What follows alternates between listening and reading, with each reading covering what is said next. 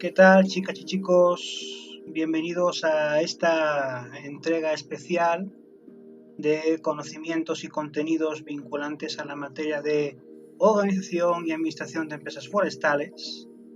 Y en esta ocasión vamos a tratar dentro de esta cápsula informativa los contenidos que hacen referencia precisamente al bloque 3 de esta materia, que hacen referencia precisamente a los principios administrativos que se integran dentro del propio proceso administrativo. Bien, si hacemos una memoria o un recuerdo previo de lo que en su momento habíamos analizado como elementos básicos o como principios básicos del proceso administrativo, habíamos hecho referencia en aquel bloque 1 con el que iniciamos esta andadura en que el proceso administrativo o una correcta aplicación por etapas o por fases de ese proceso administrativo contemplaba el abordaje y la consecución de 5 procesos o de 5 etapas. Habíamos visto en su momento que la primera etapa o la primera fase del proceso pues corresponde con el concepto teórico, ¿no?, de los planteamientos de planeación. Luego estaríamos contemplando en una segunda etapa los procesos integrados dentro de la organización. En una tercera etapa estaríamos hablando de los procesos de integración de personal. Posteriormente hablábamos de una cuarta fase en la que ya ejercíamos las labores propias de dirección o de liderazgo. Aprenderemos a detectar qué estilos básicos de dirección y liderazgo se expanden o se hacen, digamos, de amplia difusión dentro de la cultura administrativa empresarial. Y por último, una quinta fase en la que estaremos hablando de cuáles vienen siendo los mecanismos de control o de evaluación del desempeño, ¿sí? Entonces, en ese punto, llevamos a cabo el análisis concreto de este diagrama de ideas o de este mapa conceptual, en el que podemos ver que de la planeación pues surge todo, ¿ok? Tengamos en cuenta que a través de la planeación, un grupo de personas o un fundador o un emprendedor lleva a cabo el diseño en un primer boceto, en un primer esquema conceptual de cómo vislumbra o de cómo proyecta su empresa.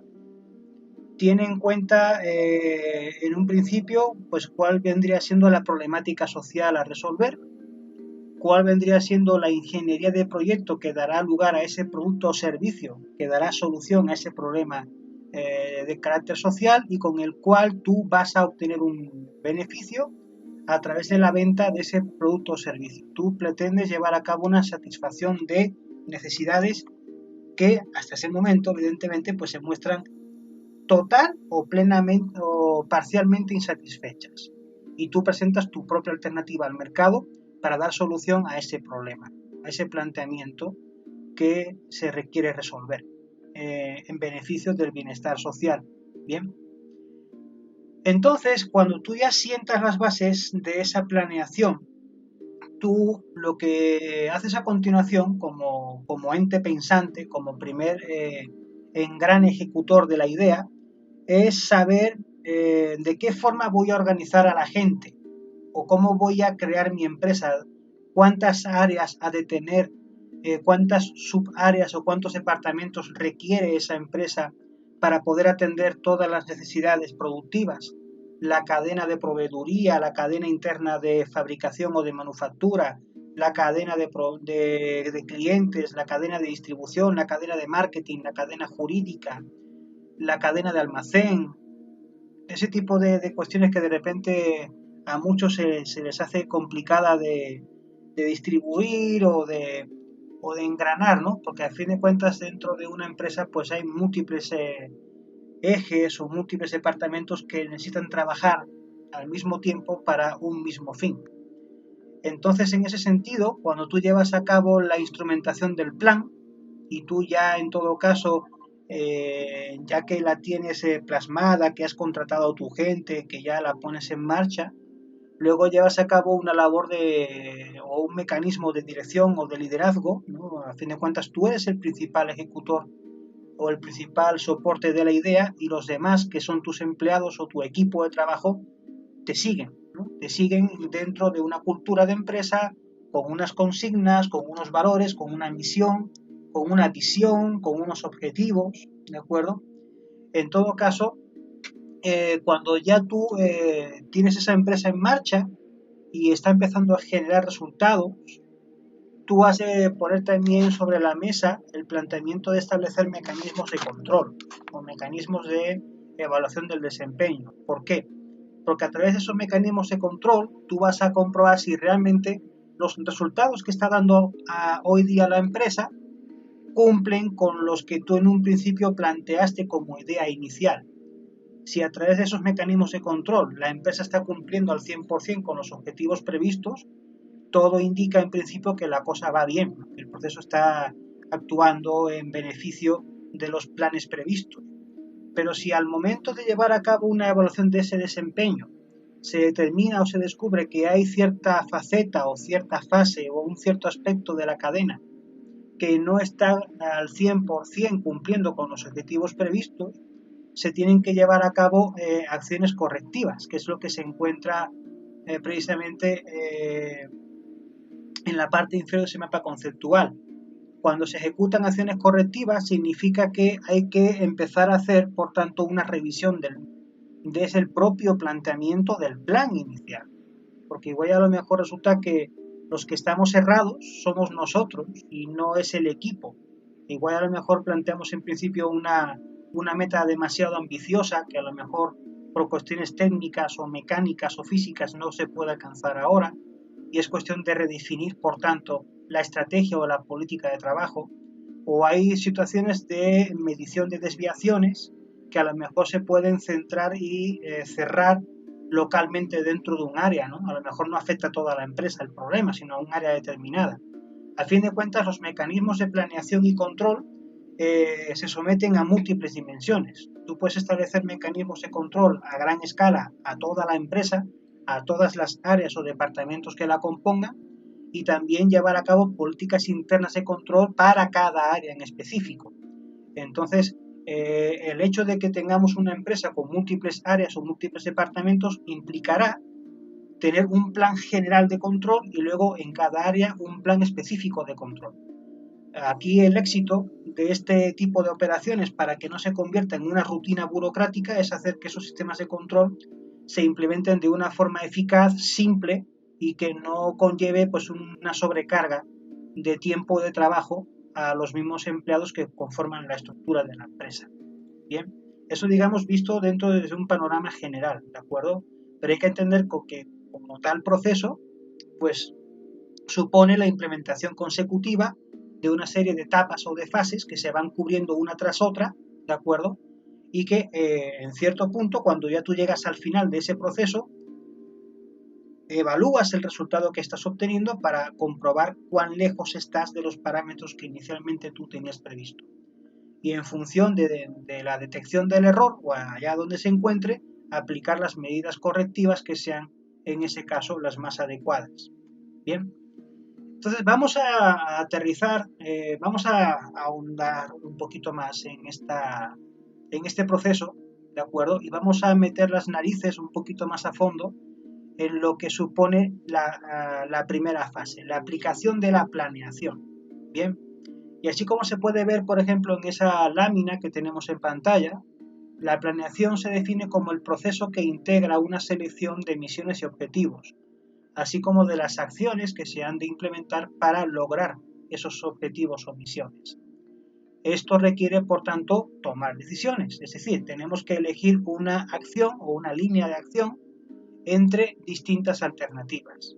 Bien, ese tema, por ejemplo, de la planeación, la primera fase, viene de hecho dado por un tema que ya apareció en su momento en la materia de formulación de proyectos en quinto semestre y que vuelve a replicarse prácticamente en su integridad aquí, en este bloque 3. Por tanto, mucho de lo que vamos a ver ahorita ya es una réplica de lo que ya en su momento aprendieron o dominaron en el pasado ciclo formativo, en quinto semestre. Bien, y entonces hay una frase con la que yo no quiero pasar de lámina, pero para que lo tengan bien claro, y ahí se refleja por ejemplo, en negrita, ¿no? Y dice así: si las personas no saben si van en la dirección correcta, es porque no se estableció la dirección de objetivos, que es tarea de la planeación. De esta manera, los planes aportan los estándares de control.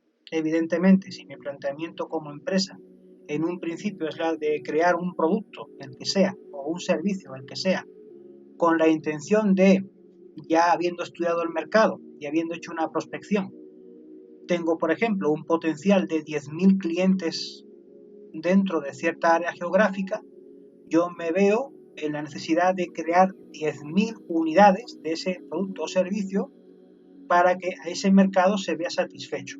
¿De acuerdo? Entonces, ya desde un principio, desde el momento en que tú ya dentro de la planeación haces un estudio de mercado y un estudio de ingeniería, ya estás empezando a marcar los primeros objetivos.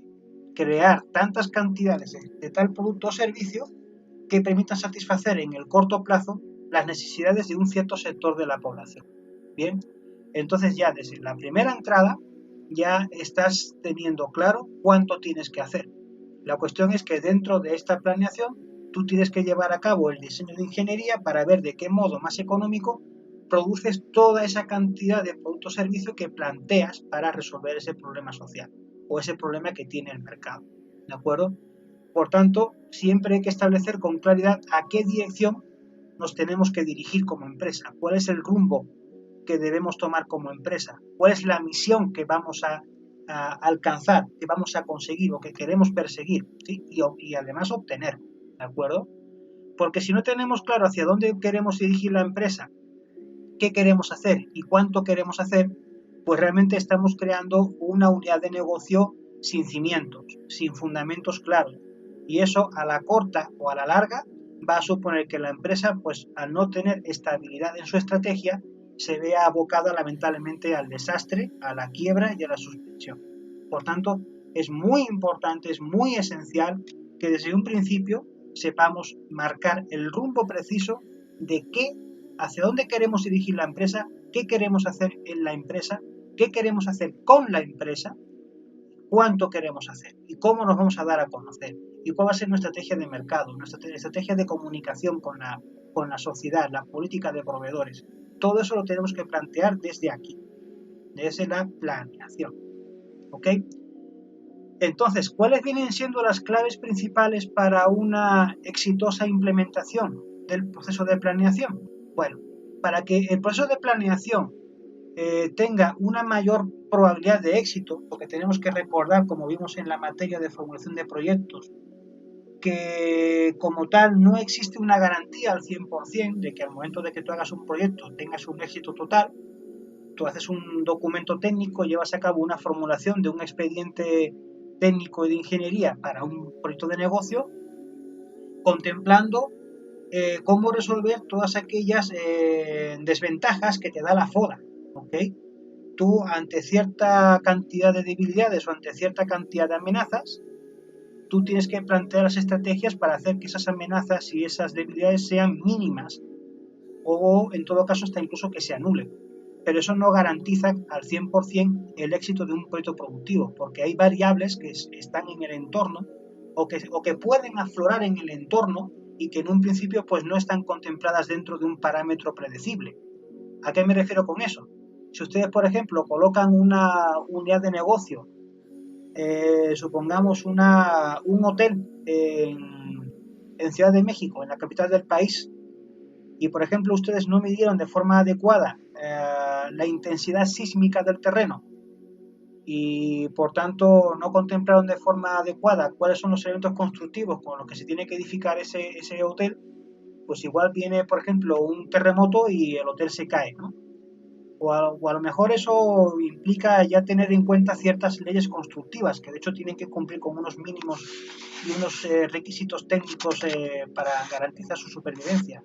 Pero supongamos, por ejemplo, que igual a lo mejor van a la propia Ciudad de México y construyen ese hotel pensando que van a albergar por mes 750, 800 o 1000 inquilinos, 1000 huéspedes, pero por ejemplo llega lo del tema de la COVID, ¿no? En la epidemia de COVID-19, una variable de carácter sanitaria que nadie contemplaba en sus modelos de negocio, o no mucha gente contempló en sus modelos de negocio, y que al momento de llegar al confinamiento provocó el cierre de muchas empresas, ¿no? O al menos la regulación de buena parte del personal empleado.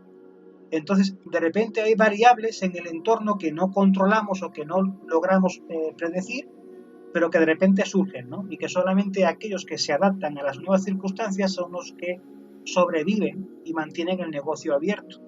Aquellos que no contemplaron las medidas de adaptación al entorno COVID, pues lamentablemente tuvieron que cerrar. ¿Por qué? Porque no contemplaron dentro de su modelo o dentro de su proyecto de negocio el hecho de que ciertas variables como la de esa característica pudiesen aparecer en su modelo, en su FODA.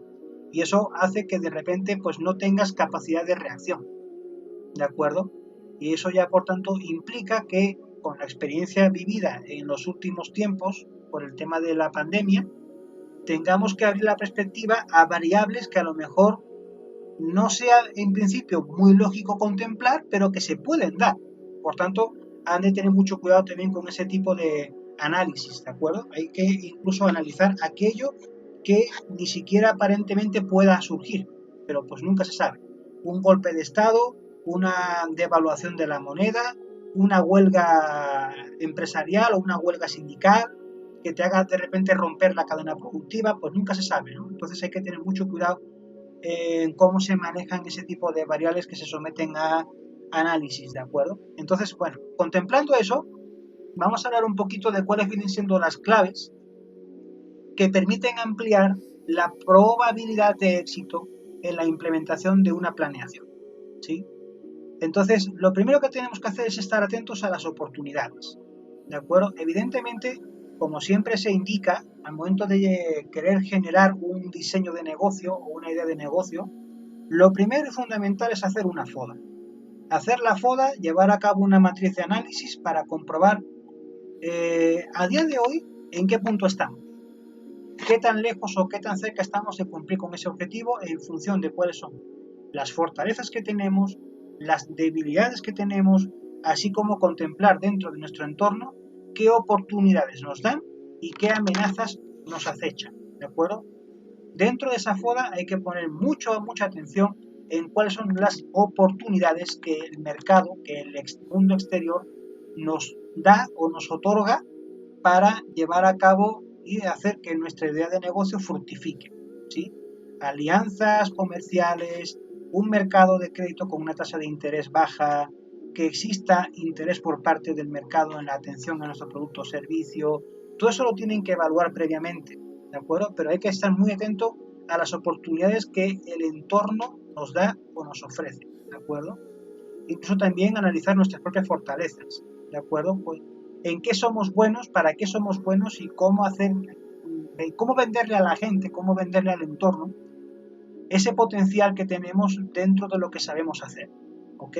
Y que a ellos les puede servir para algo y por tanto nos van a comprar ese algo que tenemos bueno, ya bien sea el producto o nuestro servicio, ¿ok?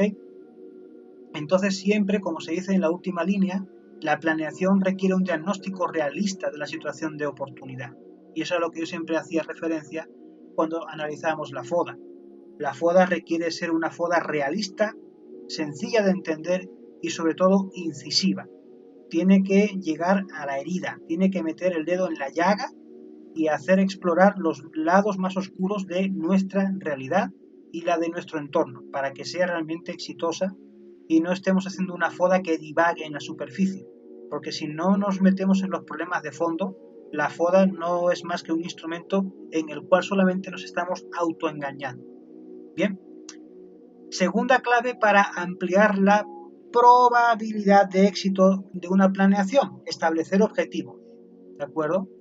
Tanto de forma genérica como para sus órganos internos. O sea, los principales objetivos son los de la empresa, los genéricos, y luego, para que esos objetivos genéricos sean alcanzados o alcanzables, cada área dentro de la empresa tiene que aportar su propio plan de objetivos internos que contribuyan a la consecución de esos objetivos generales. bien, tanto en el corto como en el largo plazo. Los objetivos, como se dice ahí un poco más abajo, especifican los resultados que se esperan obtener, ¿sí? Y por tanto, esos objetivos o esos resultados que se esperan obtener son los que van a orientar la dirección de los planes o de la estrategia de la empresa, ¿bien? Entonces también hay que ser en ese aspecto cuidadosos. Los objetivos tienen que ser objetivos legales, objetivos realistas, objetivos alcanzables y no estar pensando en puras utopías. Hay que tener los pies sobre la tierra, bien puestos, bien asentados, para tener presente dónde estamos y qué podemos hacer con los recursos actuales. Y en función de cómo tengamos planteamiento de crecer a futuro, ya veremos en qué medida podemos seguir avanzando, ¿de acuerdo? Y cuánto podremos crecer para cubrir mayor cantidad de objetivos, mayor cantidad de mercado y obtener mejores y mayores resultados.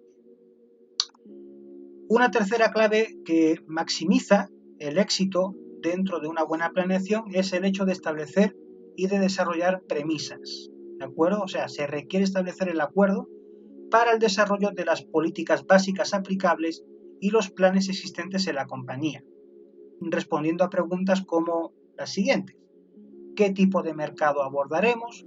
¿Cuál va a ser el volumen de ventas que aspiramos a ofrecer y producir? ¿Con qué precio? ¿Con qué tipo de producto? ¿Cuál va a ser el desarrollo técnico o tecnológico que apliquemos? ¿Con qué costo? ¿Y qué nivel de sueldo estaremos dispuestos a pagar a nuestro equipo de trabajo? ¿De acuerdo? Todo eso depende de la primera pregunta: ¿qué tipo de mercado vamos a abordar? Si es un mercado de gran dimensión, si es un mercado masivo o si es un mercado nicho de poca gente pero de mucho poder adquisitivo. Y por tanto tenemos también que dimensionar cuál va a ser, por tanto, el volumen de gente a la que tenemos que atender, el volumen de ese mercado, porque en función de ese volumen podremos tener conciencia de si podemos abordarlos al 100% desde el principio o vamos dentro desde nuestra pequeña empresa inicial a abordar una parte, y poco a poco, a medida que nos vayamos dando a conocer, ir ampliando nuestra empresa para abarcar cada vez una mayor porción de ese mercado antes de que la competencia entre ferozmente y nos hagan la copia, ¿no? Porque evidentemente cuando tú surges con una idea innovadora y de gran desarrollo, con un gran potencial, en donde se descubre que hay buen negocio, otros van a querer hacer lo mismo que tú. Por tanto, los mecanismos de innovación y desarrollo de nuevos productos o de nuevas mejoras siempre tiene que estar al día para mantener encandilado o mantener bajo tu hipnotismo, por decirlo de algún modo, a esos clientes que ya son tuyos para que no se vayan con la futura competencia, ¿sí? Entonces siempre tienen que estar al pendiente de cómo llevan a cabo su estrategia y analizarla día por día y ver cuál viene siendo el comportamiento de venta, el comportamiento de consumo y hacia dónde se dirigen los gustos de los consumidores. Por tanto, piensen en esto. Cuando ustedes establezcan la consecución de un resultado, no den por sentado de que eso ya es algo estático.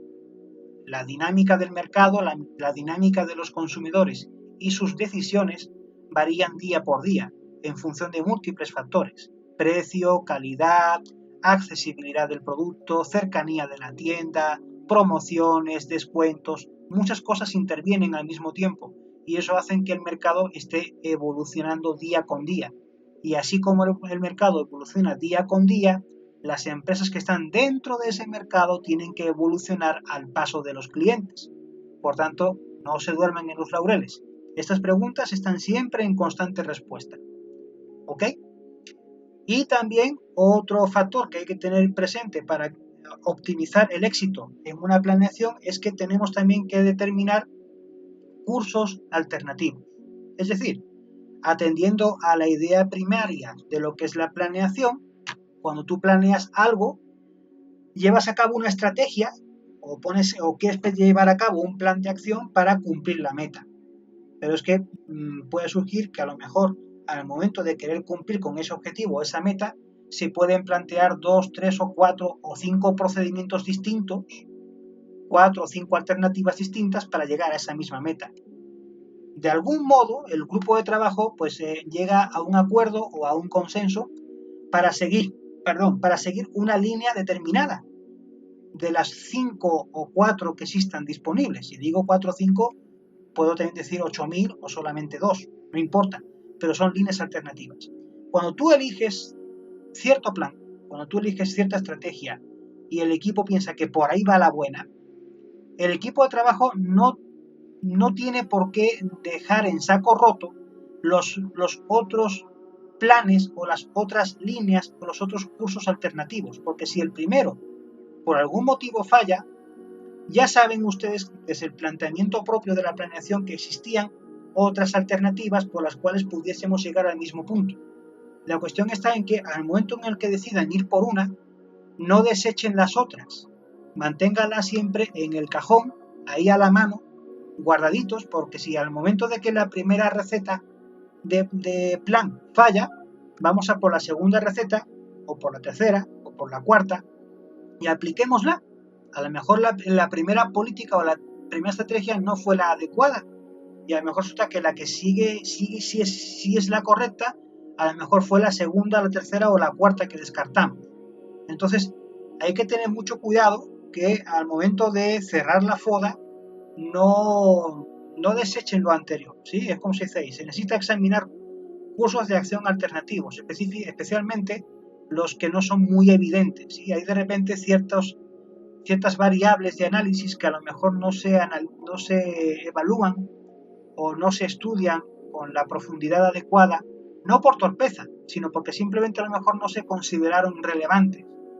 Y al momento de la verdad resulta que pues eran cuestiones que sí pesaban mucho al momento de hacer que la empresa caminase bien. Y en un primer momento pues dijimos, a lo mejor no tiene mucha importancia esto, vamos a quitarlo. No. O a lo mejor se analizó pero con poquito interés. Entonces, hay que tener cuidado con esas cosas, porque de repente a lo mejor aquello que parecía que era superfluo o que no tenía nada que ver, pues era realmente la salida adecuada para que el plan tuviese éxito, ¿no? Por tanto, si hay que retomar en algún punto el plan para corregirlo o redireccionarlo, se tiene que hacer con el apoyo de esos cursos alternativos que están teniendo bajo su brazo, ¿sí? O ahí escondidos en su mente. El problema más frecuente, como se dice en ese recuadro al final, el problema más frecuente no es el de encontrar alternativas, sino el de reducir su cantidad para de esta forma analizar la más prometedora. Quiere decir con esto de que al momento de que tengan por ahí un plan B, un plan C o un plan D, tengan 2, 3 o 4 o hasta como mucho 5 planes alternativos. Tampoco se pasen la vida estudiando 18.000 alternativas, porque entonces pierden el tiempo en hacer análisis y no en trabajar para producir. Entonces de eso no se trata la vida. Se trata de tener 4 o 5 líneas más o menos preclaras y a partir de esas 4 o 5 líneas preclaras decidir una sin diseñar ninguna de las anteriores. ¿De acuerdo? Entonces el problema no es tener alternativas, sino tener demasiadas. Entonces céntrense en 4 o 5 que sean importantes, que sean capitales y analizar cuál vendría siendo la que a priori sería la más viable o la más rentable, sin, como digo, desechar las otras por lo que pudiera pasar. Entonces, cuando ya se tienen claras esas líneas alternativas, hay que también someterlas a una evaluación. Yo en época reciente, en fecha reciente, cuando me reuní con un equipo de trabajo de chicos de sexto A y sexto B, yo planteaba ese reto, ¿no? No se sienten solamente a plantear el proyecto de uno de los compañeros, sino también siéntense como equipo y muy al margen de que este chico ya tuviese su plan ya prácticamente en una etapa de prototipo, no echen a perder las ideas que traigan ustedes como miembros del equipo. Siéntense los 4, compartan las fodas, intercambien las fodas y enriquezcan con sus ideas lo que a lo mejor las primeras cabezas no lograron ver o no lograron analizar o no lograron detectar. Entonces siempre es bueno cultivar esa labor de intercambio de información para evaluar de una forma mucho más completa otras alternativas de negocio que en principio se pudiesen desechar, pero que a lo mejor resulta que con el intercambio de ideas en común encuentran que a lo mejor una que no se consideraba como idea de éxito, a lo mejor resulta que con cierto enfoque es que sí. Entonces, nunca se tiene que descartar nada, ¿ok? Entonces, hay que evaluar esos cursos alternativos. Ya una vez evaluados, ahora sí, dirígete a ese curso que han seleccionado y empezar a programar la idea técnica y de ingeniería y la financiera, cómo no, de esa elección, de ese curso seleccionado, ¿de acuerdo? Entonces ya una vez que se adopta el plan, ¿ok? Es cuando ya se pone en marcha, esta N tiene que ser minúscula, es cuando ya se pone en marcha el resto de las etapas del proceso, una vez que se selecciona el curso, ¿de acuerdo? Y en cualquier caso, ya una vez seleccionado el curso de trabajo, llevar a cabo como séptimo punto la formulación de los planes derivados. A partir de ese enfoque, a partir de ese objetivo ya determinado, vamos a sentarnos a trabajar cómo lo vamos a abordar, cómo vamos a hacer que ese curso sea realmente un éxito, qué tenemos que hacer y cómo lo tenemos que hacer para llevar a cabo un plan o un curso exitoso de negocio. Entonces hay que formular planes y como se dice ahí, cuando se toma una decisión, raras veces la planeación está completa y se requiere un séptimo paso, que casi siempre se necesitan crear los planes derivados que apoyan ese plan básico, ¿vale? Porque el planteamiento, por ejemplo, de un entrenador, de un director técnico de un equipo de fútbol, pues el objetivo básico es ganar partidos. Porque cuando ya tú ganas partidos, si llevas un curso de acción en el que ganas todos los partidos, pues te hace acreedor a ganar la liga. Bien, entonces el planteamiento inicial es ganar los partidos para obtener el título de liga. Pero ¿cómo le hago para ganar los partidos? Ahí es cuando ya entra el plan. Lo hago con 3 defensas, lo hago con 4 defensas, lo hago con 3 centrales, con 4 centrales, con un delantero, con 2 mediocentros. Ahí es cuando ya empiezan a entrar las estrategias, las técnicas y las tácticas. Y eso ya forma parte de un plan, ¿sí? Porque el objetivo, el curso, la idea inicial de la empresa, que en este caso sería un club de fútbol, pues es ganar títulos, ganar la liga, ganar la CONCACAF o la CONCACHAMPIONS o lo que toque. Pero ¿cómo le hago para ganar? Tengo un equipo de jugadores, tengo un director técnico, un equipo técnico, y el equipo técnico tiene que usar las herramientas que tiene, los insumos que tiene, que son sus jugadores, para establecer combinaciones, alineaciones de juego que permitan llevar a cabo la victoria de partidos para conseguir el éxito final, que es ganar títulos. Entonces, el director técnico es el que lleva a cabo el plan, así como lo estoy relatando. Y luego tenemos el último paso, que es la de la cuantificación del plan mediante presupuesto. Ok, yo como empresa, ya independientemente, vamos a dejar al lado un poquito el tema del fútbol, yo como empresa, yo quiero fabricar tanto producto o voy a ofrecer tanta cantidad de servicio para atender cierta demanda y hacer que mi negocio sea rentable. Bueno, ¿cuánto me cuesta a mí como empresa poner en marcha todo eso? Maquinaria, mobiliario, el local, los insumos, suministros, ¿ok? Entonces tiene que jugar un importante papel el concepto de presupuesto general, ¿de acuerdo? El presupuesto. ¿Cuánto me cuesta hacer lo que quiero hacer? ¿Ok? Es como el Ayuntamiento de Saltillo, ¿no? Cuando el Ayuntamiento de Saltillo se planteó implementar el programa de plantar 1 millón de árboles dentro de la gestión del actual alcalde Manolo Jiménez, bueno, dijo el alcalde, yo quiero plantar durante mi alcaldía 1 millón de árboles. Bueno, ¿cuánto me cuesta a mí como ayuntamiento? ¿Cuánto me cuesta a mí como ayuntamiento plantar 1 millón de árboles? ¿Por qué? Porque tengo que conseguir la planta, tengo que transportarla al vivero del municipio y luego del vivero transportarla a los lugares de plantación, pagarle a los obreros o a los trabajadores que van a plantar, conseguir la herramienta, rentar las pipas, conseguir el agua, comprar las mangueras, llevar a cabo los documentos, las georreferencias, el equipo técnico, los sueldos del equipo técnico. O sea, todo eso le cuesta al ayuntamiento una lana.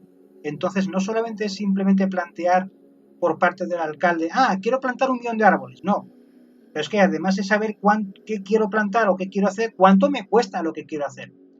y saber si realmente, con los recursos que tiene el municipio, saber si realmente le alcanza para cumplir con ese plan. ¿Ok? Entonces, el presupuesto se tiene que sentar incluso desde el principio para ver si realmente en términos económicos, en términos financieros, resulta viable emprender esa idea. ¿De acuerdo? Entonces, la labor del presupuesto como última fase siempre tiene que estar presente. ¿Vale? Muy bien, pasamos ahorita a la segunda fase. ¿De acuerdo? Vamos ahorita a hablar de la organización. Bien, ya hemos contemplado cómo la empresa se tiene que sentar para, como si fuese una partida de ajedrez, tiene que montar la estrategia, tiene que cumplir con el objetivo, cómo lo voy a lograr, cuánto me cuesta, qué otros planes alternativos se pudieran plantear para llevar a cabo la consecución de ese objetivo y no los considero en principio, pero los voy a tener ahí guardados en el cajón por si acaso hicieran falta. Bueno, ya hemos cubierto toda esa fase, ¿ok? Que eso, pues a fin de cuentas, lo que se platica en esa fase 1 de planeación no es más que integrar todo lo que aprendieron durante quinto semestre en la materia de formulación de proyectos. Si ustedes toman ese dossier técnico que prepararon con el Inge Roberto, los que estuvieron con el grupo en el grupo de quinto A o conmigo en el grupo de quinto B, todo lo que abarca ese semestre de esa materia entra dentro de esa fase 1, la planeación. ¿De acuerdo? Ahora bien, pasamos ahorita a la fase 2. Vamos a organizar todo ese disloque. ¿Ok? Bueno, así como se plantea esta fase 2, esta siguiente etapa, la de la organización, tenemos que considerar que ¿qué es primero la organización como concepto? Entonces se dice que es un conjunto de personas con un perfil adecuado que cooperan juntas y cooperando juntas trabajan con una mayor efectividad, conociendo las funciones de la empresa para llevar a cabo la consecución del objetivo o la consecución de la misión que tiene la empresa.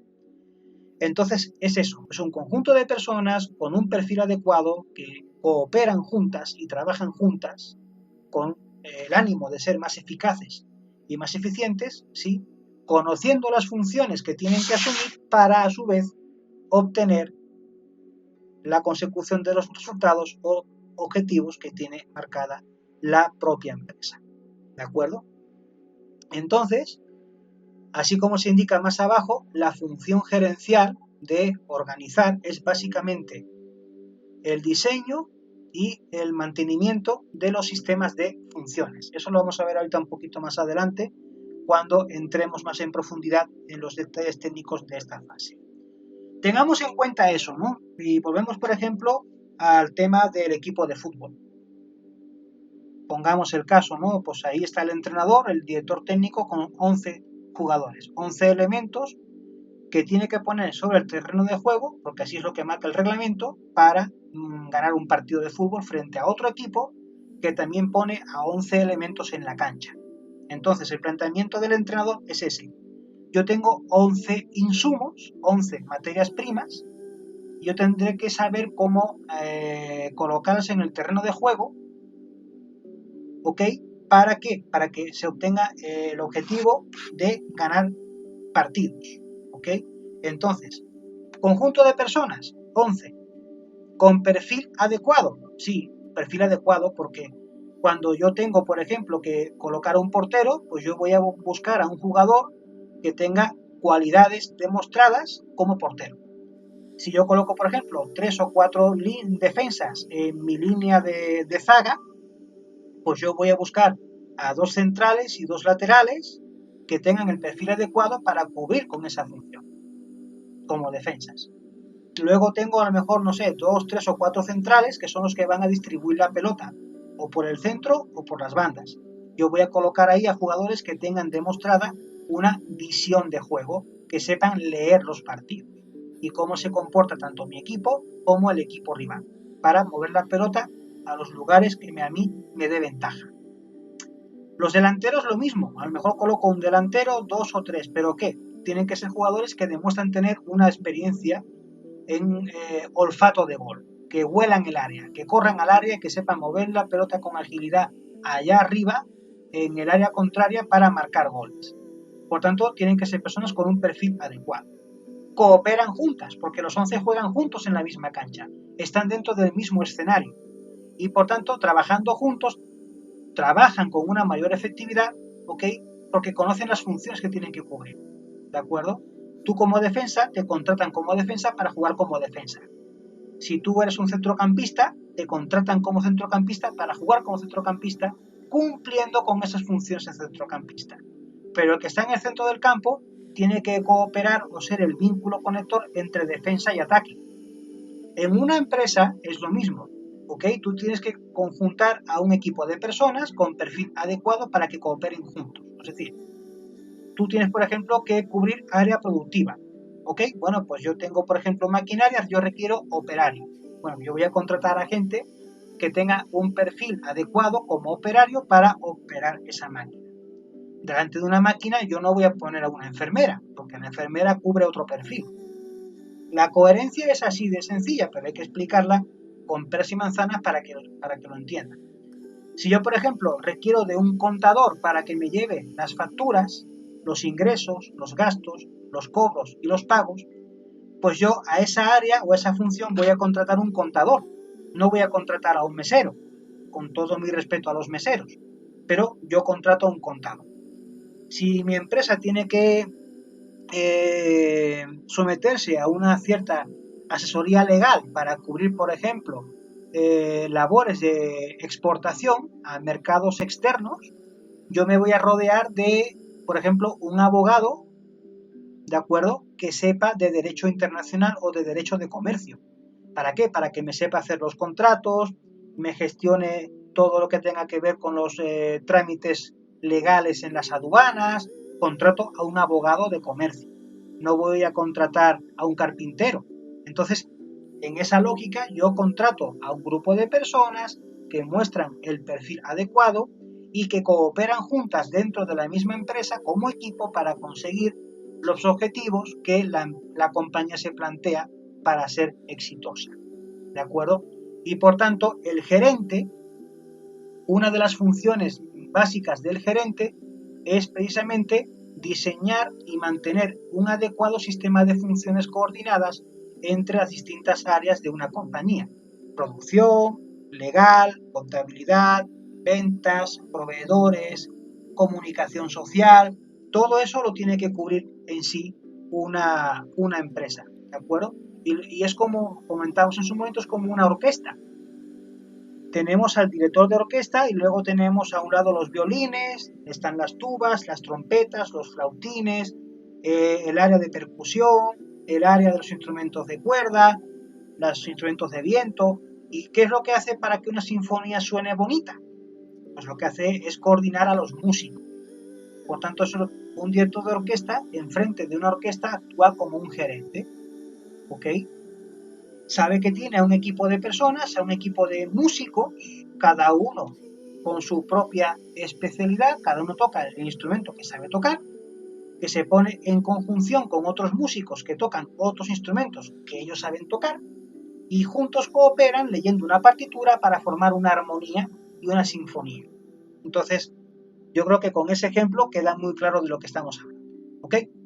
Bien, entonces, para que una función organizacional exista y sea significativa para las personas que lo integran, para el equipo de trabajo que se forma, debe incorporar básicamente 3 principios claros.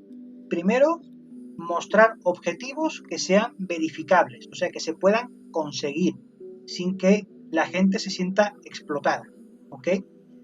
Segunda premisa importante, hay que mostrar una idea clara de las obligaciones o actividades que involucra hacer lo que se tiene que hacer dentro de la empresa. O sea, te tienen que definir muy bien qué vas a hacer y cuál es tu meta, ¿sí? Y cuáles son las competencias que tienes que desarrollar para cumplir con tu propósito en tu puesto de trabajo, ¿de acuerdo? Y aparte, establecer un criterio de autoridad para que las personas sepan lo que tienen que hacer para alcanzar esas metas. Es decir, cuando tú entras dentro de una compañía, pues tú siempre tienes por encima de ti a superiores, a autoridades, dentro de una jerarquía, que te van a decir en cada momento qué tienes que hacer, cómo, cuándo, con qué procedimiento, con qué formato y los plazos para cubrir con la entrega de esos formatos o de esa información, ¿de acuerdo? Entonces, siempre por encima de ti pues hay un jefe, un patrón, un coordinador, un gerente. Puedes recibir muchos nombres, pero siempre por encima de ti hay una figura, ¿de acuerdo?, que ejerce autoridad y a la cual tú le tienes que rendir cuentas para que evalúen y tengan presente si tu desempeño es en todo momento acorde o está en sintonía con los objetivos que la empresa propia se plantea. Y claro, cuando tú formas parte de una estructura empresarial, ya no importa si sea pequeña, mediana o grande, tu pequeña contribución desde tu pequeño puesto de trabajo, aunque parezca insignificante, redunda en la consecución de ese objetivo global, ¿sí? Eso pasa, por ejemplo, de una forma pues muy recurrente, por ejemplo, en las agencias de venta de autos. Bien, cuando tú trabajas dentro de una agencia de autos, bien sea de la Nissan, Chevrolet, Ford, Lincoln, Audi, Porsche, Lamborghini, piensen en la que quieran. El plan de negocio te dice que al mes, en función de la marca en la que trabajes, tú tienes como agencia que vender tantos carros, ¿sí? Si por ejemplo hablamos de Nissan, una agencia de Nissan que más o menos mantenga pues un mercado potencial o esté en una plaza medianamente importante, para que una agencia de Nissan pues sea rentable tiene que vender al mínimo, a lo mejor al mes, 180 carros o 200 carros, o sea, 3 por día. Si no se consigue esa meta al mes, esa agencia ya empieza a mostrar problemas de rentabilidad. Por tanto, para que esa agencia sea fructífera al momento de vender carros, tú te tienes que hacer de un equipo de ventas con un alto perfil o con un perfil dedicado al cliente, a la atención al cliente, que sepa hablar bien, que tenga una buena presentación, que informe adecuadamente al cliente de las características de los carros que se venden, que le ofrezcan los mejores planes de financiamiento. O sea, te tienes que rodear del equipo adecuado, ¿sí?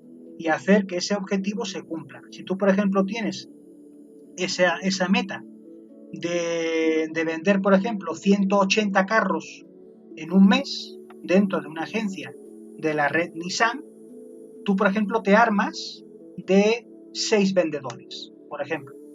Entonces, esa carga de venta de 180 carros recae sobre las espaldas de 6 vendedores y eso implicará que cada vendedor tenga que vender en un mes 30 carros, o sea, un carro por día. Puede parecer una brutalidad, pero las agencias de carros, como sea el caso, por ejemplo, de Nissan, Chevrolet, Ford, las grandes compañías que venden carros en gran número, se mueven en esas cifras. Aunque no lo parezca, aunque parezca una cosa absurda y fuera de sentido, hay agencias que venden al día 3 o 4 carros. Y por tanto, si mantienen ese promedio, pues evidentemente en una trayectoria mensual, pues altamente alcanzan ese objetivo, ¿ok? Hay veces que cuando tú, por ejemplo, ves que la agencia no consigue hacer que esa venta sea alcanzable, pues lo que hacen es correr a vendedores o amplían la plantilla y meten, en lugar de tener a 6 vendedores, meten 7, 8, 9 o 10, de tal manera que teniendo más vendedores multiplicas la probabilidad de vender esa cifra, de vender esos 180 carros. Y si tú, por ejemplo, tienes sobre tus espaldas a un equipo de 10 vendedores para vender en un mes esos 180 carros, ya cada vendedor no tiene que vender 30, ya vende 18, lo cual ya supone pues un respiro a la presión de conseguir ese objetivo, a la presión de conseguir ese número. Porque ya vender 18 carros dentro de un mes implica más o menos vender un carro cada 2 días, lo cual es algo que sí es más factible. Vender un carro todos los días no está al alcance de mucha gente. Yo, la vendedora que más carros he conocido, o sea, la mejor vendedora de carros que yo he conocido aquí en Saltillo, trabajaba no sé si aún lo haga, pero al menos en su época trabajaba en la agencia Volkswagen y vendía al mes 22 carros. 22. Y por cada carro, como muchos se vendían a crédito a través de banco, de cada carro en aquella época ganaba una comisión de entre 3.000 y 4.000 pesos por cada uno. Pongamos que fuesen 4 carros, fuera 4.000 pesos, perdón, 4.000 pesos de comisión por cada crédito de banco. Si vendía 22, esa mujer en un mes ganaba más de 80.000 pesos.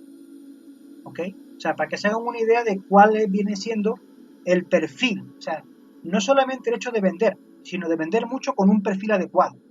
O sea, encontrar a la gente que realmente sabe vender y te sabe vender las cosas es una llave muy clara al éxito en el negocio.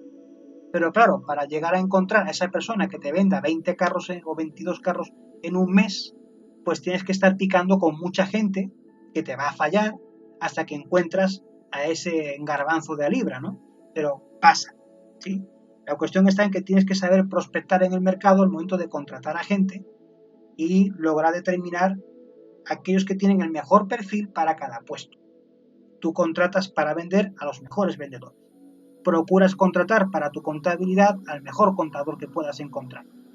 Para tus temas legales, contratas al mejor abogado que puedas pagar. Y por tanto, tú procuras siempre dentro de tu empresa organizar a tu equipo con lo mejor que hay en el mercado. Claro, siempre y cuando tú les puedas llegar al precio. Porque otra cosa también es saber con cuánto se conforman para trabajar para ti. El tema de los sueldos también es una variable dentro de la política de contratación que ya en su momento también trataremos más adelante. ¿Vale? Seguimos. Entonces, ¿qué es una organización? Eso ya más o menos pues ya lo estamos planteando desde un principio, ¿no? Aquí falta una E, perdón. ¿Qué es una organización? Pues es una estructura que se crea de forma intencionada por parte del fundador o del equipo fundador de una empresa, ¿ok? Es una estructura intencionada y está formalizada, es decir, hay protocolos de comunicación interna que ya vienen establecidos por la propia política de la empresa. Hay formularios, hay formatos, hay ligas de correo, hay estructuras, hay protocolos, formalidades que tenemos que seguir, como indica la palabra, porque tú no puedes llegar con tu gerente así de compadreo como no quiere la cosa. No, si tú quieres hablar con tu gerente, lo tuyo es hablar con su secretaria primero, no te la puedes saltar, no te la puedes brincar, habla con su secretaria para que te haga hueco en su agenda para que te atienda. O le mandas a la secretaria un correo con el asunto adjunto para que te pueda dar un hueco en su agenda. O sea, siempre tienes que ver cuál es la cadena de mando, cuáles vienen siendo los procesos de comunicación interna, los protocolos de contacto, ¿de acuerdo? Entonces, supone una estructura intencionada y formalizada de funciones o puestos de trabajo dentro de una empresa. Y en esa organización, las personas trabajan juntas para desempeñar ciertas funciones de manera coordinada y de forma eficiente. ¿Para qué? Pues para conseguir los resultados o los objetivos que la empresa se plantea obtener. ¿De acuerdo? Por tanto, como pueden ver, al momento de hablar de una organización, estamos hablando de un corset, de un organigrama. De hecho, eso lo vamos a ver ahorita en las siguientes láminas, cómo se pueden, digamos, focalizar distintos diseños de organigramas o de estructuras internas en función del tipo de negocio que uno pretenda abordar. Vamos a ver ciertos modelos orientativos para que se hagan una idea, ¿vale? Pero tenemos claro eso. Cuando nosotros mismos como equipo de trabajo nos organizamos para hacer una labor, una tarea para la escuela, si por ejemplo en la materia de, pues no sé, se me ocurre pensar por ejemplo la de historia, en la materia de historia de México, ¿no? O en la materia de estructura económica de México. Les pide, por ejemplo, el sargento Peñalver o el profe Valentín que desarrollen un trabajo en equipo, un monográfico de a lo mejor 15 o 20 páginas en la que hablen del México precolombino. Puta madre, pues así dicho, pues parece una cosa muy salvaje, ¿no? Pero para que no se les haga pesado el trabajo, ustedes deciden cómo hacerlo. O sea, uno investiga, el otro redacta, el otro hace el diseño en Word, hace la maquetación, o a lo mejor dicen, bueno, pues tú dedícate a investigar bibliografía, tú llevas a cabo la labor de diseño y la labor de redacción lo hacemos entre todos. O sea, ustedes ya reparten la carga, pero en donde todos contribuyan a la ejecución de ese objetivo, que es hacer el trabajo monográfico. Pero ustedes mismos, cuando reciben la tarea, se organizan internamente y se ponen de acuerdo en lo que cada uno va a hacer. Por tanto, están llevando a cabo una estructura intencionada.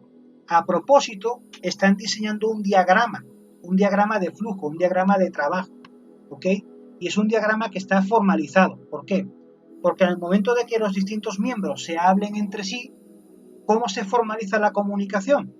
Se formaliza a través de una llamada telefónica, o a través de WhatsApp, o a través de Zoom, o de correo electrónico. Son mecanismos formales, ¿sí? Pero ustedes se ponen de acuerdo, como equipo, en decir, bueno, pues para estar al corriente nos llamamos, o nos mandamos un WhatsApp, o nos mandamos correo. Ustedes eligen de qué modo se comunican, o a lo mejor tienen distintos canales de comunicación, ¿sí? Pero ustedes eligen cómo hacerlo. Y por tanto, como digo, se reparten funciones y se reparten puestos de forma coordinada. ¿Para qué? Para que al cabo de un tiempo ustedes entregan un trabajo monográfico, ¿vale? Entonces, el equipo de trabajo se forma en muchas ocasiones sin tener en cuenta toda la teoría que hay detrás, sino que ya nace solo, ¿no? O nace de una forma más o menos instantánea o automática, sin pensarla mucho. Pero sí creo yo que dentro de ese tipo de trabajo sí habrá gente que se la piensa mucho al momento de organizar la carga de trabajo que les corresponde, ¿ok? Bueno, entonces, de manera genérica, se establecen dos tipos de estructura interna o de organización según la dimensión de esa estructura. Entonces vamos a encontrar que dentro de un organigrama existen estructuras formales y hay otras que son de carácter informal, estructuras informales. ¿Cuándo se lleva a cabo una estructura formal? Bueno, pues esa es la estructura intencionada de funciones que cumple una empresa, ¿no? Y que la propia empresa establece, ¿de acuerdo? Y tenemos luego las estructuras informales, que son las que surgen cuando se empiezan a propagar las relaciones interpersonales entre los individuos dentro de una estructura, ¿de acuerdo? Muy al margen de cuál sea la posición jerárquica que ocupe cada uno de ellos dentro de la estructura formal. Para que tengan en cuenta esa pista, las estructuras informales surgen a partir de las estructuras formales. Las informales surgen dentro de las formales. ¿Y eso cómo se come? De la siguiente manera. Aquí tenemos este mapa conceptual en el que mostramos un árbol, un directorio, a 4 niveles. El nivel superior se encuentra el presidente como única cabeza. Luego, por debajo de él, en una segunda línea de jerarquía, encontramos 3 vicepresidentes. ¿Ok? Luego, debajo de los vicepresidentes, encontramos una tercera línea jerárquica compuesta por los gerentes de división. ¿Ok? Algunos vicepresidentes pueden compartir gerentes y otros vicepresidentes pues tienen sus propios gerentes de división. ¿Ok? Y luego cada gerente de división pues tiene un contacto formal hacia una cuarta línea jerárquica en las que se encuentran los gerentes de departamento. ¿Ok? Entonces, las líneas de la estructura rígida forman la estructura, como dice la propia palabra, la organización formal, o sea, la que establece la política de la empresa, la estructura de reparto de cargas de trabajo, funciones, labores específicas que tienen que llevar a cabo cada uno de los miembros que la integran para la consecución de los objetivos. Claro, aquí puede ocurrir una cosa. A lo mejor resulta que este vicepresidente, ¿de acuerdo?, dentro de alguna de las juntas de empresa o dentro de algún acto interno en el que exista, por ejemplo, un plan de convivencia, pues resulta que este vicepresidente en una de esas reuniones o en una de esas juntas de empresa o juntas de personal, resulta que establece contacto con estos dos gerentes de departamento. Tengan en cuenta que uno es vicepresidente y dos son gerentes de departamento, o sea, son miembros que se alejan entre sí dos niveles dentro de la estructura formal. Pero resulta que dentro de una junta de personal empiezan a hacer plática estos tres y resulta que comparten afición y hobby por jugar al ajedrez. Entonces se ponen de acuerdo para, fuera de hora de trabajo, evidentemente, se reúnen los fines de semana y empiezan a conocerse entre ellos, juntan a las familias, hacen convivencia con sus hijos y se juntan en casa de uno o de otro a jugar al ajedrez y comparten una afición. Ese lazo afectivo, ese lazo de comunicación informal al margen de la estructura de la empresa, generan esas estructuras de carácter informal. ¿Ok? Aquí, por ejemplo, bueno, aquí en la lámina dice que comparten o son asiduos al café matutino. ¿Ok? Les gusta tomar café en las mañanas. Entonces, como comparten esa afición, comparten espacio dentro de la cafetería de la empresa y se juntan a platicar y toman café en las mañanas. Porque para ellos tres esa es su costumbre, es su afición. Entonces encuentran un vínculo, un lazo emocional, afectivo, más humano, que rompe con la jerarquía o con la rigidez de la estructura formal y mantienen una comunicación más fluida entre sí. Entonces, otro ejemplo que se plantea dentro de este otro óvalo, dentro de esta otra figura circular, o bueno, geometría irregular, ¿no? Pero curvilínea, en la que dice, por ejemplo, este vicepresidente pues mantiene contacto con estos tres gerentes de división, dos son de su propia línea jerárquica, uno no lo es, ¿de acuerdo? Porque tiene relación directa con otros vicepresidentes, pero a su vez resulta que sin ningún tipo de conexión entre este gerente con estos dos departamentos, resulta que estos de aquí, estos dos gerentes de departamento, junto con este gerente divisional, más estos dos y este vicepresidente, pues descubren dentro de pláticas dentro en la propia empresa que les gusta jugar al boliche.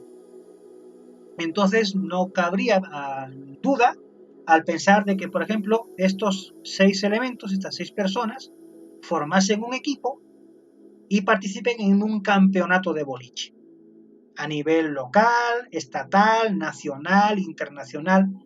Dentro de la empresa tienen su jerarquía, pero fuera de la hora de trabajo se juntan como equipo de amigos y forman una estructura informal de relaciones al margen de la propia empresa para compartir su afición y su hobby. Y aquí tenemos a este elemento, ¿de acuerdo?, que tiene relación directa con su propio vicepresidente y a su vez conoce a este gerente de departamento que no tiene relación formal con esta parte de la cadena, sino con el otro gerente de la derecha. Pero estos tres elementos, estos tres individuos, personas en definitiva, comparten la afición por jugar al ajedrez.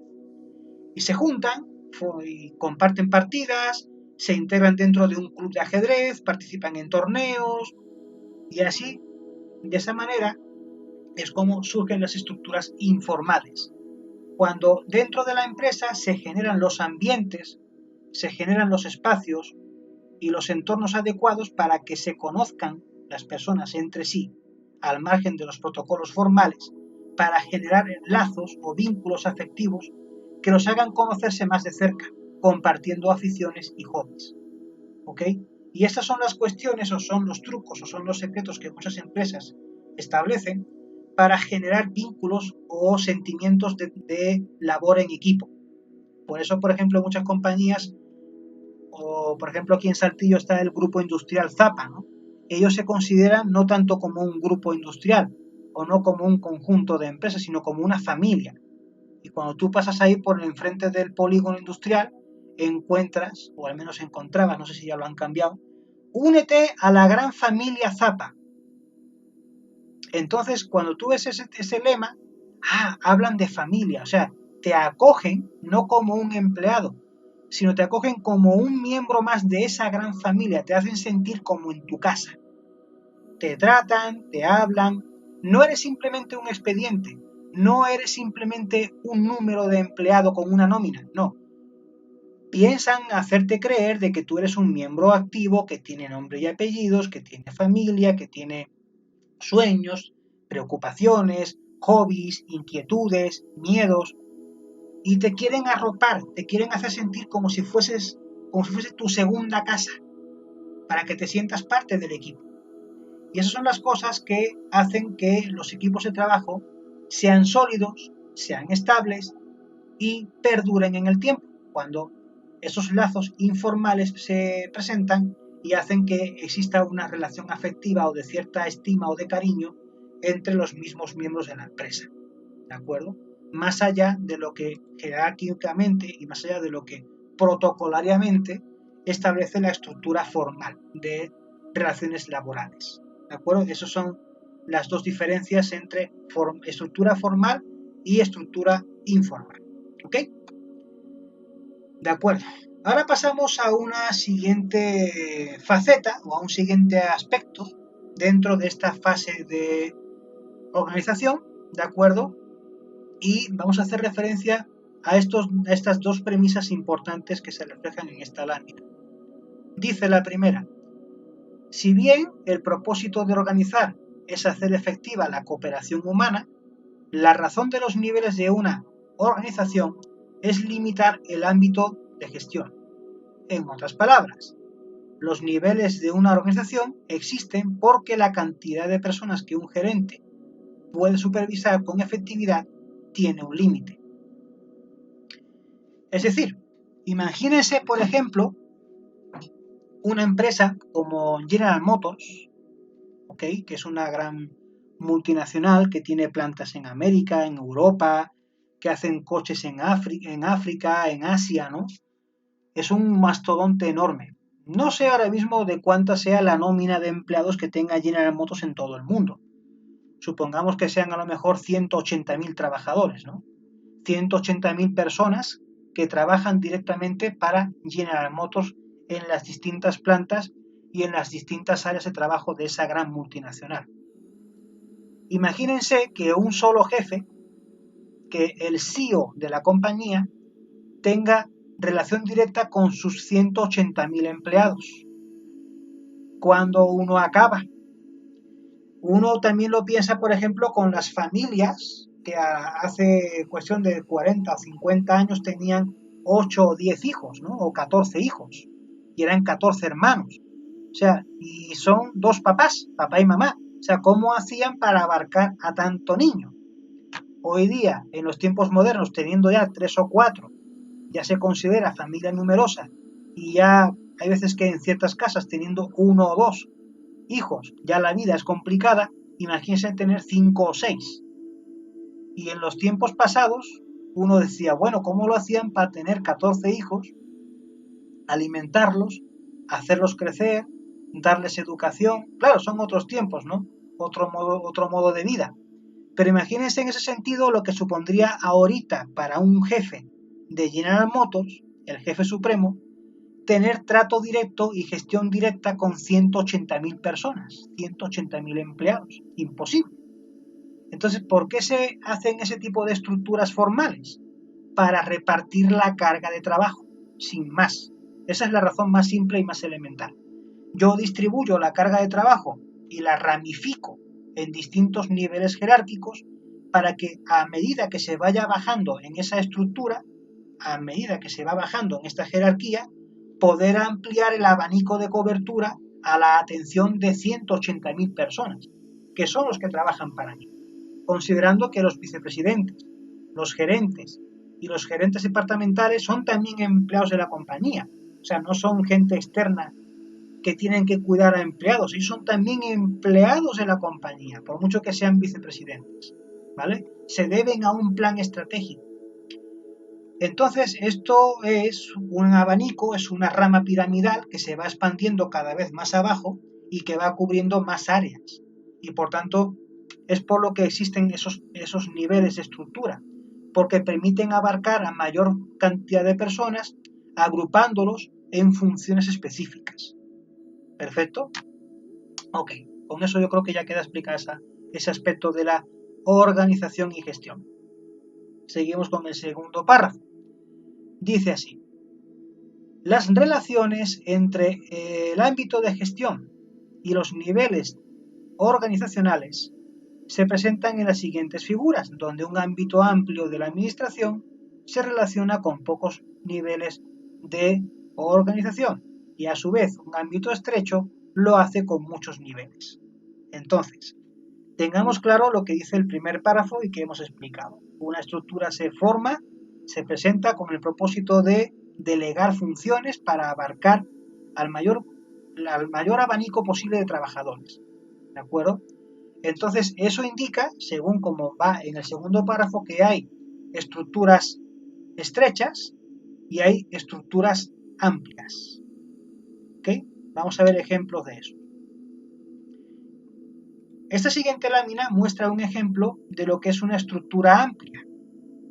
¿Ok? Una estructura amplia. Como pueden ver, no hay muchos niveles, apenas son 3, pero sí tienen en cada nivel una gran amplitud. ¿De acuerdo? Este tipo de estructura es típica del sector público, de los gobiernos, ya sea de carácter federal, estatal o municipal. ¿Ok?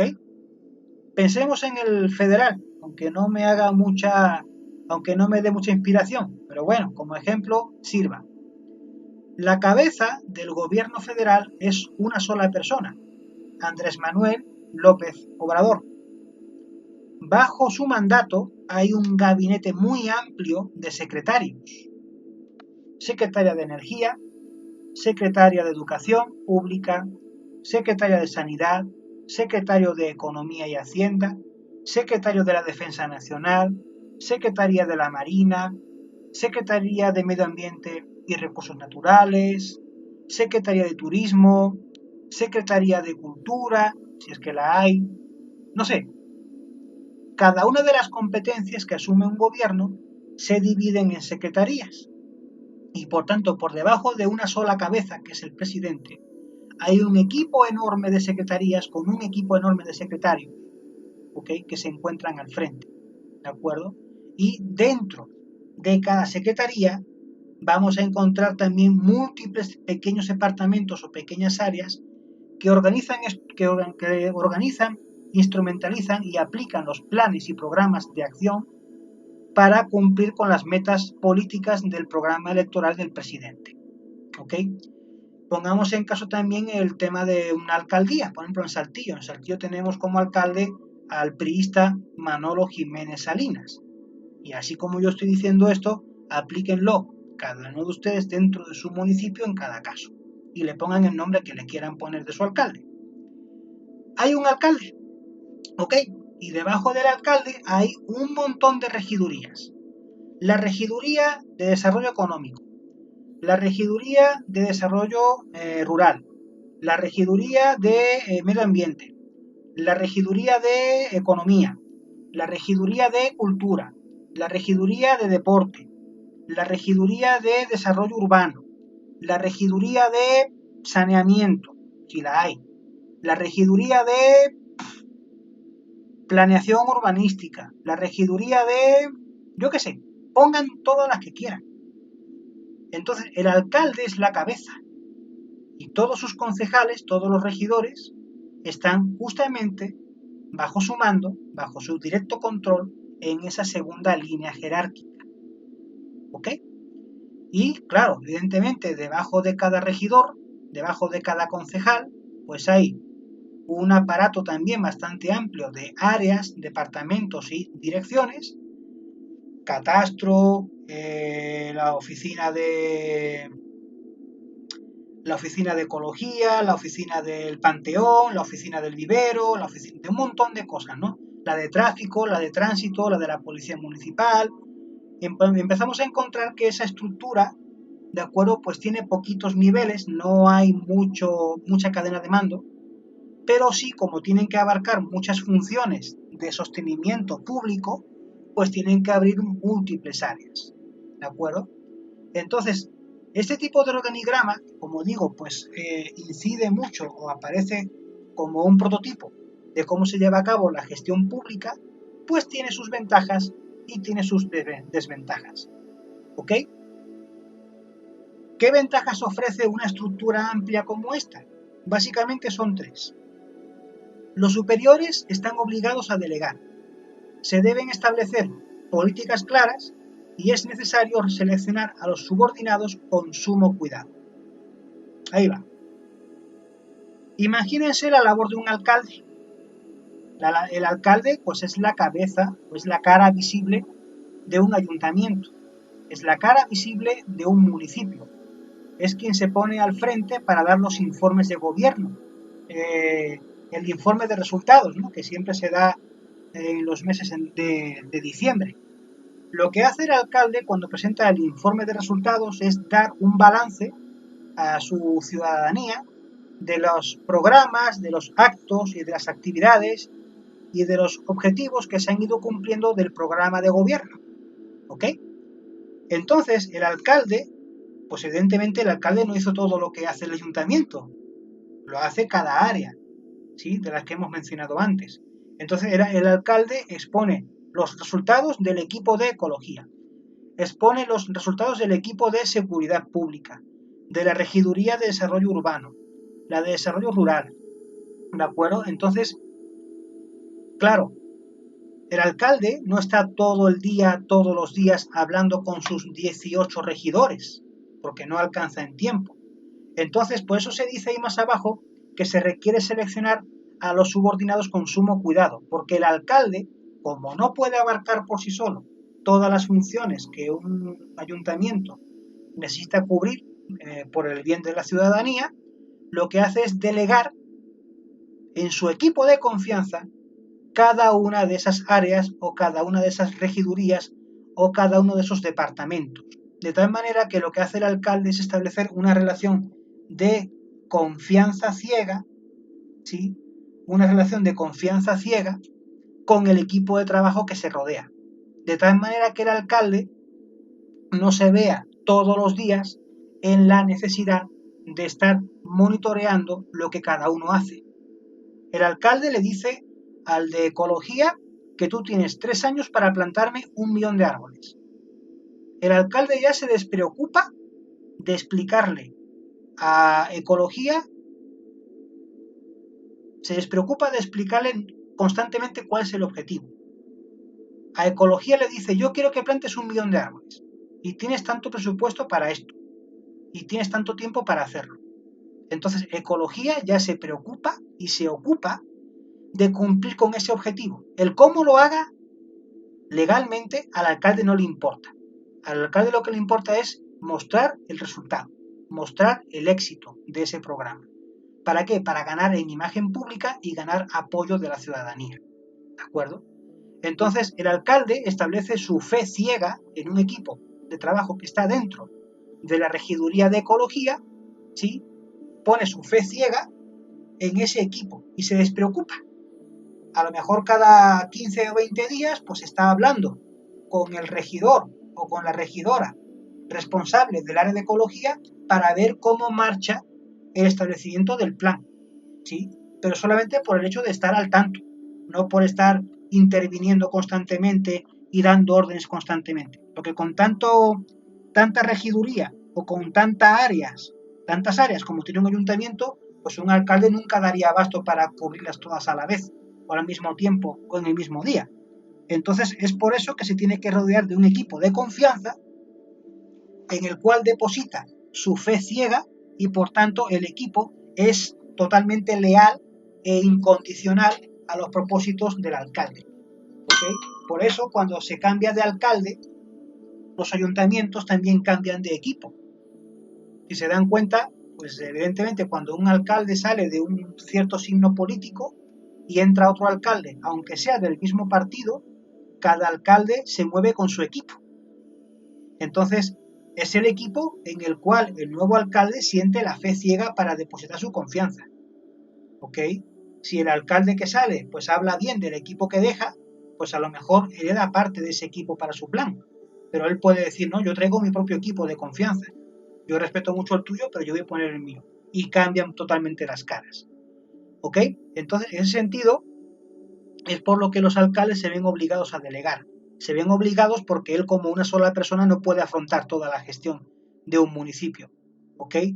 Y por tanto, para que exista esa posibilidad de hacer una delegación de funciones a ciegas y en total confianza, las políticas y los procedimientos tienen que ser claros. Yo quiero esto, lo quiero así, con este dinero, con estos recursos y con este tiempo. El cómo lo apliques no me preocupa, pero sí quiero que me des ese resultado. Y ya cada área cubre su función. Desventajas de una estructura como esta. Bueno, hay distintos factores que también juegan riesgos o juegan en contra de una buena efectividad dentro de una estructura amplia como esta. Primero, la tendencia de que los superiores sobrecargados de trabajo se conviertan en cuellos de botella que impidan la toma de decisiones. Segunda desventaja, riesgo de que el superior pierda el control. Tercera desventaja, se requiere de administradores de calidad excepcional. Ahí te va. Resulta que igual a lo mejor, como dice aquí, la primera desventaja, ¿no? Tendencia de que los superiores sobrecargados de trabajo se conviertan en cuellos de botella. Es decir, por ejemplo, se puede dar el caso de que cierta regiduría o cierta área administrativa dentro del ayuntamiento, pues a lo mejor por hecho de que su equipo pues muestra una gran polivalencia o muestra múltiples competencias, de repente asumen dentro de su área muchos programas de aplicación en el municipio. Que si tema de residuos sólidos, que si el tema de emisiones contaminantes, que si el tema de la reforestación, que si el tema de los pactos dentro de un convenio internacional de ciudades inteligentes, no sé, asumen muchas funciones.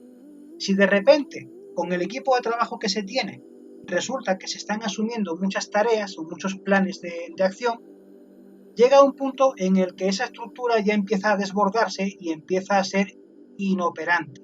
¿Por qué? Porque ya se sobrecargan de trabajo, se estresan de más, no dan para todo y empieza a convertirse por tanto en un problema. ¿Por qué? Porque como están sobrecargados, no son capaces de ofrecerle al alcalde a tiempo los resultados que él espera obtener como imagen pública. Entonces ahí hay que tener cuidado al momento de ver que a ciertas áreas, por muy buenos que sean los miembros del equipo que la integran, no le des tarea de más. Primero procura que lo que tengan ya como asunción lo cumplan adecuadamente y luego ya, a medida que descarguen las primeras faenas, ve entregándole más, poco a poco, administrales la carga. Si se la entregas toda de golpe, si se la entregas toda de sopetón, luego se van a encontrar muy angustiados, se van a encontrar pues muy estresados y no van a acabar ni lo uno ni lo otro. Como dice el refrán, quien mucho abarca, poco aprieta. Entonces es mejor hacer poco y bien y llevarlo de forma administrada que no todo de golpe porque no sabes ni por dónde empezar. ¿Okay? Riesgo de que el superior pierda el control. Sí, también puede pasar eso, de que una de las áreas de segundo nivel, una de esas regidurías o una de esas secretarías de repente absorba o asuma mucha responsabilidad dentro de la función pública y resulta que de repente opaca al presidente o toma decisiones a lo mejor sin consulta previa con el presidente. Como por ejemplo, ahorita que hemos estado con el tiempo de pandemia, pues se hizo muy reconocible la figura pública de López-Gatell, Hugo López-Gatell, que ni siquiera viene siendo el secretario de salud, es un subsecretario. O sea, dentro del organigrama federal es una persona que se encuentra en este tercer nivel. El PG, bueno, López Obrador es el presidente, aquí está la línea de secretarios, aquí está por ejemplo la Secretaría de Salud y por debajo del secretario de Salud está un subsecretario que es el de Prevención, que es Hugo López-Gatell. ¿Ok? Y desde que inició la pandemia, Hugo López-Gatell ha ganado en popularidad, ha ganado en notoriedad pública, todo el mundo lo conoce y ya prácticamente es una persona que opaca la figura de su propio jefe, de su propio secretario de salud. Todo el mundo sabe quién es López Obrador, pero nadie conoce todos los días en pantalla la cara de quién es el secretario de salud. todos conocemos de todos los días la cara del subsecretario de salud, de un miembro del tercer nivel. Ojo, entonces, el riesgo que tiene este hombre, el secretario de salud, es que Hugo López-Gatell le acabe comiendo el terreno y se convierta en algún momento en el futuro en secretario de salud y acabe arrastrando a su jefe inmediato a la cocina del olvido. Esa es una desventaja, riesgo de que el superior pierda el control. Este hombre, el secretario de salud, perdió el control de su secretaría porque López Obrador quiere que dé la cara López-Gatell, no él. Cuidado con eso. Tercera desventaja, se requiere de administradores de calidad excepcional. Evidentemente, para llevar a cabo una gestión pública impecable, con resultados impecables, requieres tener contratado dentro de tu equipo a gente impecable. Y eso es una cosa muy difícil de conseguir, ¿de acuerdo? Porque normalmente las mentes o los perfiles impecables dentro de la función pública son complicados de encontrar. Hay gente de perfil impecable dentro de la empresa privada y también los hay muy buenos y de perfil muy elevado en la función pública. Pero como estamos hablando de función pública y estamos hablando de la labor de toda la sociedad, para esa función pública se requeriría tener a los mejores, a los excepcionales, a los fuera de serie, ¿de acuerdo? Entonces, ese es el gran reto de formar un equipo de gobierno para cualquier alcalde, para cualquier gobernador o para cualquier presidente. Formarse de un equipo de trabajo fiel a su propósito, con un currículum intachable, cosa que no siempre pasa, así como estamos viendo últimamente con los casos de algunos candidatos de Morena, ¿ok? Y que por tanto sean equipos leales, eficientes, que cumplan a rajatabla los propósitos y las encomiendas de su gran jefe, ¿ok? Vale, pasamos a la siguiente lámina y vamos a explicar ahora o a describir cómo sería una estructura ahora de ámbitos estrechos. Como pueden ver, la estructura de ámbitos estrechos ya no tiene tanta carga de departamentos o de áreas en un segundo nivel. Pasamos de tener, por ejemplo, 14 o 15 áreas de segundo nivel a tener a lo mejor 3 o 4. Lo que sí sucede es que al momento de descargar las grandes responsabilidades hacia abajo, se empiezan a multiplicar o a desmultiplicar muchos departamentos. Entonces, los ámbitos estrechos son las estructuras que tienen pues, una presencia más preponderante dentro de la empresa privada, ¿ok? En donde tenemos, por ejemplo, un CEO, un CEO, ¿no? O un presidente general o un director general. Luego tenemos aquí, por ejemplo, directores de área, subdirectores de área y coordinadores de área, ¿no?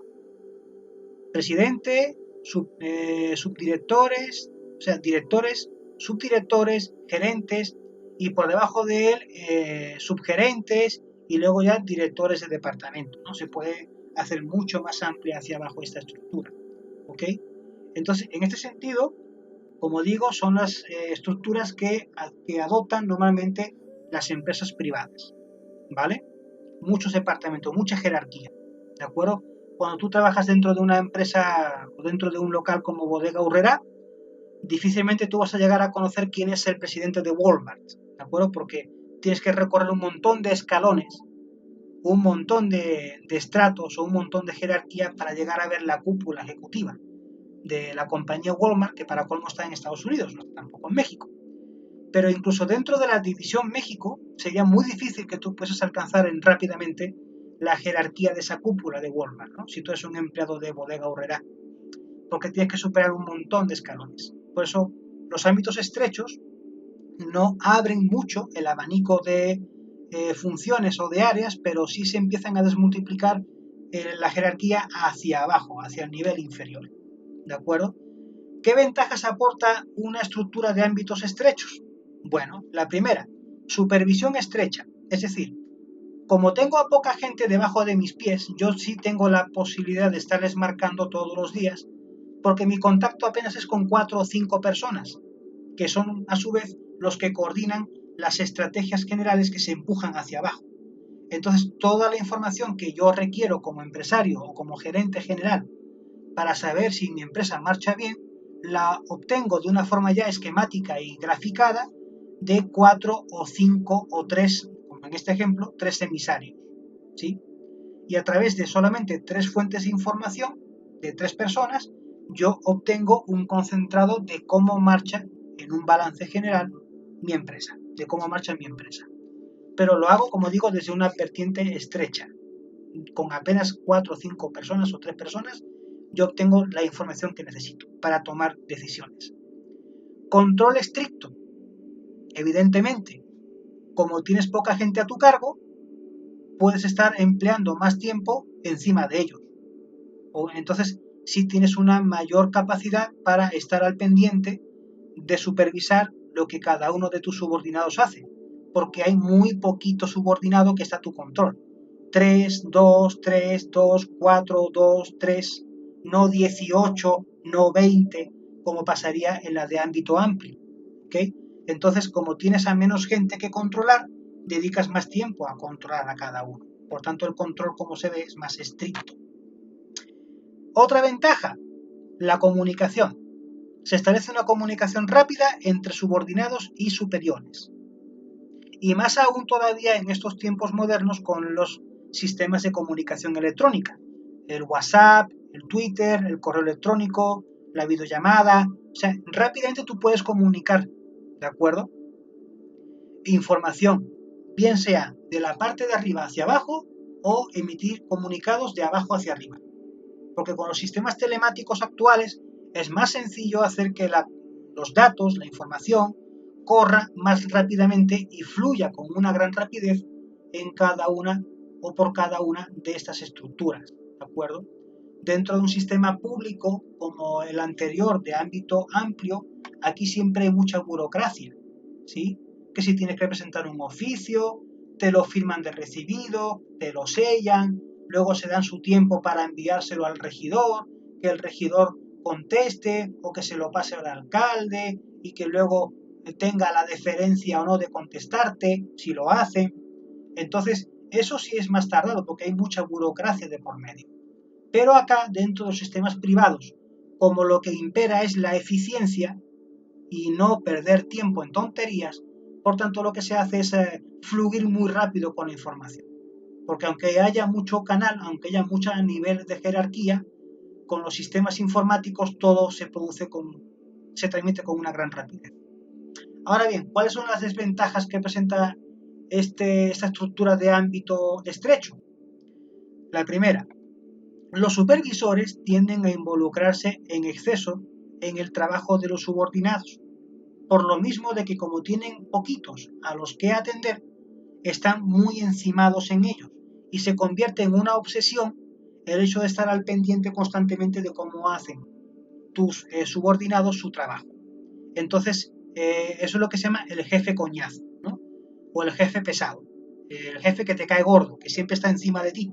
¿Por qué? Porque tiene muy poquita gente que supervisar y dedica, por tanto, mucha cuota de tiempo y de atención en ver qué haces y cómo lo haces y qué haces, ¿no?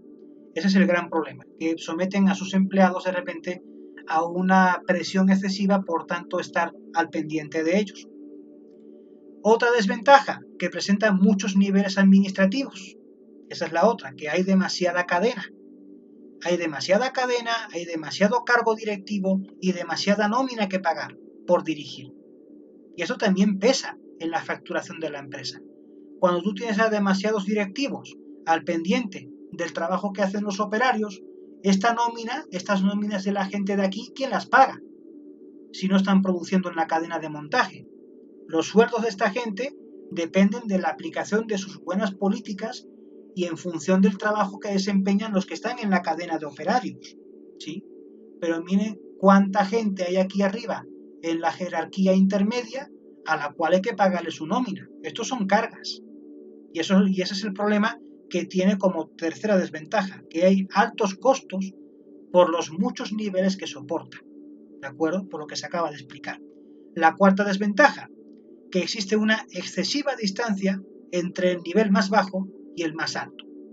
Y ese es un problema que también tienen las empresas privadas, que cuando un empleado entra a trabajar en una empresa y le hablan de que hay un presidente, de que hay un vicepresidente, de que hay un subdirector de área o un director regional, los empleados lo oyen, saben que existe, pero nunca lo ven. Están como dentro de una burbuja, ¿no?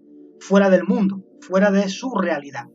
Y entonces esa distancia, esa excesiva distancia también hacen que de repente la integración de los empleados en una empresa sea muy fría, porque no hay un contacto directo o no hay una empatía cercana con los superiores de alto rango o de alto nivel, porque esos se mueven protegidos dentro de otra esfera, dentro de otra burbuja, y no son accesibles por lo general a los empleados de base. Entonces esa es otra desventaja de este sistema de ámbito estrecho, que a pesar de que las comunicaciones sean fluidas, más hoy día con las tecnologías de la información que existen, los protocolos de protección de la alta cúpula hacen que no sean tan accesibles al público, a las gentes de abajo, a los trabajadores de base. Por tanto, sí es complicado incluso dentro de los sistemas modernos de comunicación telemática, que un subordinado, un empleado de base, tenga comunicación directa con un miembro de primer o de segundo nivel, ¿sí? Por lo mismo de que también hay protocolos de protección y de blindaje en esas comunicaciones para no saturarlos mucho con quejas o con informaciones que provengan de abajo. Solamente reciben lo que autorizan a través de la cadena oficial de mando. Entonces, esa excesiva distancia entre las gentes de abajo y las gentes de arriba nos colocan dentro de una esfera muy lejana. Es como, por ejemplo, pensar dentro de la compañía Tesla. Pues no piensen que todos los que trabajan en Tesla o en SpaceX toman contacto con Elon Musk.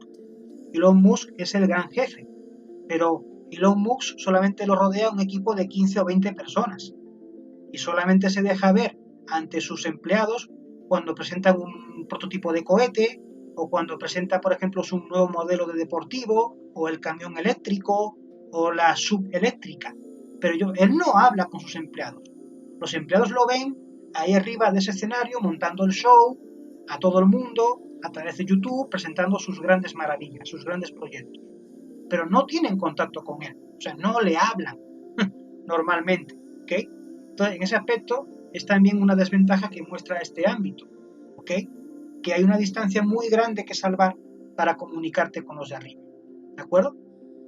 Bueno, ponemos fin aquí a esta exposición en su primera parte y más al ratito empezamos a trabajar sobre el avance de este bloque en una segunda cápsula.